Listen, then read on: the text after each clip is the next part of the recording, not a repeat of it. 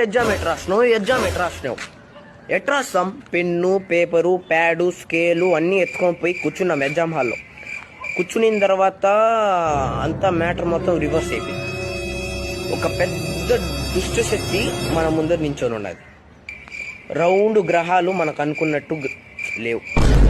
అదే గ్రహాలు మనకు అనుకున్నట్టు లేవు.